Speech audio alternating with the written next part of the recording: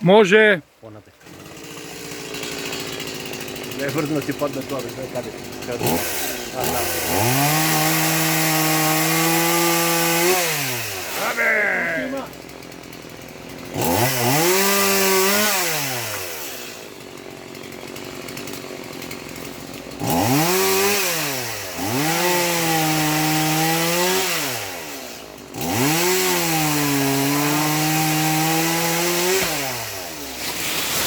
Bravo, Borč.